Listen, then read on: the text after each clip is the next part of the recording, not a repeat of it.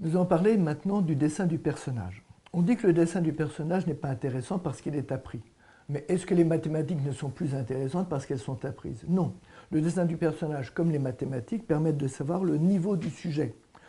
Un sujet qui est bon aura des résultats mathématiques bons, il aura des résultats pour le dessin du personnage bons.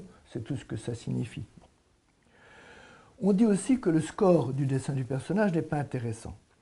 Si on a une référence de 1928, comme le test de Goodenough, peut-être effectivement que c'est un petit peu vieux.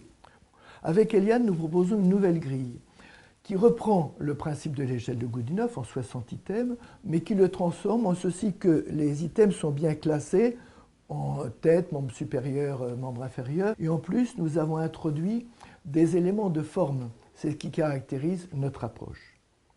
Nous avons découvert, avec la littérature et aussi avec l'expérience, que le dessin du personnage évoluait par 3 formes successives. Après des dessins extrêmement primaires, tête-tronc, tronc-jambe, l'enfant prend la totalité du corps. C'est-à-dire qu'il a la tête, le tronc, les membres, bras et jambes. Dans un premier temps, il les traite d'une manière additive. C'est-à-dire qu'il ajoute chaque élément les uns aux autres jusqu'à obtenir ce qu'il attend. J'ai appelé cette forme la forme rapportée, parce que chaque élément est rapporté à l'élément qui a été dessiné. Cette forme n'implique aucune anticipation. Le sujet ajoute simplement des éléments les uns aux autres. Suit une seconde forme que certains appellent embracing line, c'est-à-dire forme embrassante, et moi je préfère le terme de forme incluse. Qu'est-ce que ça veut dire? C'est que l'enfant inclut l'ensemble des éléments dans le même trait.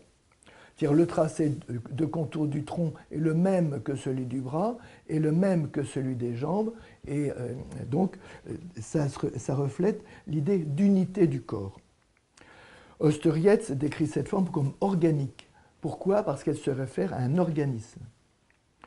Dans cette forme, il y a une anticipation des éléments, c'est-à-dire que l'enfant est obligé d'anticiper les éléments les uns à côté des autres avant de dessiner. Il doit avoir ça en tête. La troisième forme, je l'appelle avec arrêt reprise, c'est-à-dire qu'en fait l'enfant est capable d'arrêter son trait en plein champ, de le reprendre ailleurs, et les deux traits n'ayant entre eux ni lacune ni croisement. C'est la seule forme qui permet une perspective masquante, c'est-à-dire de dessiner un élément qui cache un autre. Nous avons donc défini des scores, je dis, mais également des types. Ce que je viens d'écrire là correspond à des types statiques, c'est-à-dire ces types, on arrive à les identifier sur le dessin papier, le dessin fini. Avec Eliane s'ajoutent d'autres choses qui n'apparaissent qu'avec la dynamique du tracé, donc on appelle ça les types dynamiques. En quoi ils consistent? Le plus simple, c'est le fait de dessiner des éléments géométriques l'un à côté de l'autre. On appelle ça donc, nous, des traits boucles. Boucles parce qu'ils se ferment, le dessin est fermé sur lui-même. Après, pour le tracé inclus, nous appelons ça donc le tracé ouvert simple ou d'un seul tenant. Mais parfois, le tracé est complexe, c'est-à-dire qu'on ne peut plus discerner un sens de rotation du dessin parce que l'enfant part de deux côtés à la fois. Par exemple, il dessine la tête et ensuite il va dessiner successivement les deux côtés du tronc.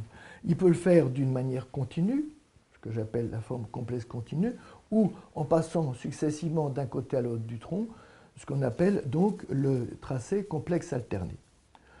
Quel est l'intérêt de ces types? C'est qu'ils peuvent être bons, c'est-à-dire avoir un niveau élaboré, alors que le score est mauvais.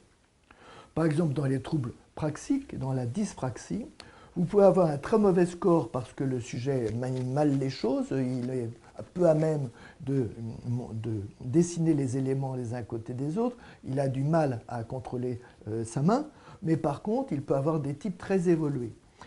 Donc en fait, si vous voulez, il y a une espèce de pondération de l'un par l'autre. A l'inverse, un sujet très minutieux peut avoir un très bon score, mais des types très primaires.